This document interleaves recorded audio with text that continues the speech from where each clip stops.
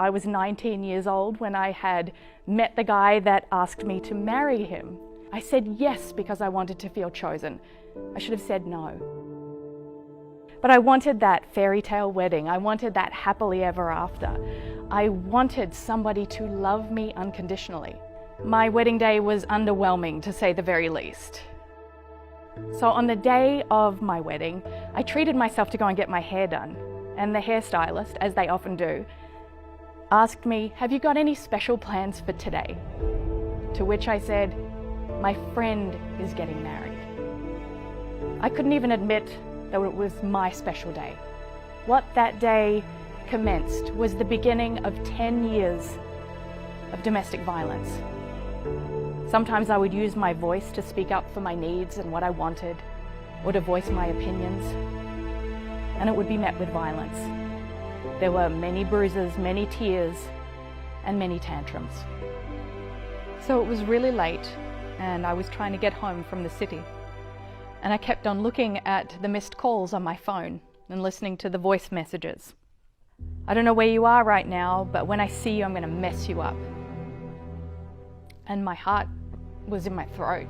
So the taxi pulled into the driveway, and the first thing I noticed were the clothes all over the street, and I was stepping over my jewelry and a digital camera.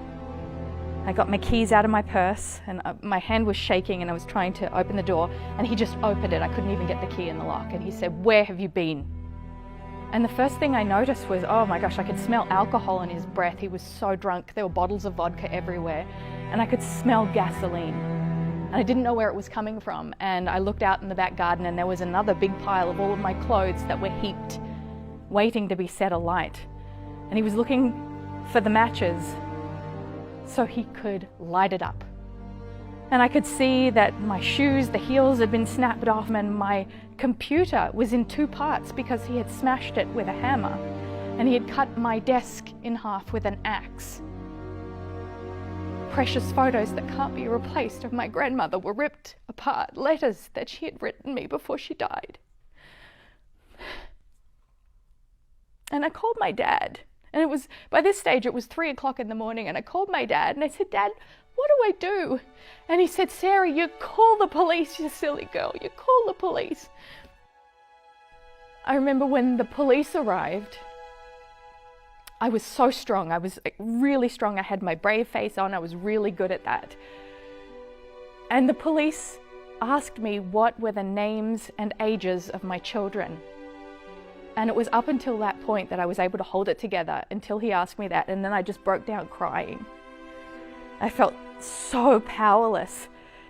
And I knew that something had to change. I had to change. I had to make sure that my children didn't know this was okay. I left with nothing.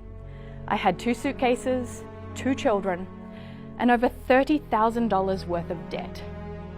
And there were some days I didn't even know how I would feed my children at that time. And so we're in the supermarket after school, and we're walking through all of the aisles, and I'm seeing everything that I would love to eat, because at the time I was starving myself so I could feed my kids. And I remember one day I called my mother, and I was still in that moment, still unable to tell her, "Hey Mum, I'm hungry, I need some help." And she told me to just take one day at a time. That was the best piece of advice that she gave me. And then from that, I was able to take one moment at a time to then change my life, to build the momentum that I needed to get to that next chapter. And it was just 6 years later that I had a full circle moment, that I was in a supermarket parking lot, loading in the groceries for the weekly shop into the back of my car. And I'm feeling grateful that I've got the money to pay for the groceries and feed my children. And a woman comes up to me, and she has a 2-year-old daughter. She looked about 2 years old, in a stroller. And she walks towards me and she says, "Excuse me, miss, do you think you could help me? I'm really hungry and I don't have a way of feeding my daughter right now." And my heart just went out to her straight away, because I knew that that was me, but 6 years ago. And I opened up my purse, and I had 2 $20 bills. And I handed them to her. And I said, it's all going to be okay. Just take one day at a time. Because when I was brave enough to take those steps, to leave the dysfunction, to set those boundaries, to ask for help, like that woman inspired me to do and to ask for, my life began to change. So much so that 10 years later, I had my fairy tale wedding. I married the love of my life. I had 2 more children. You'll look back one day and you'll be so proud of yourself that you were able to survive. And what I know to be true is that if you be the love that you believe you deserve, it will change your world.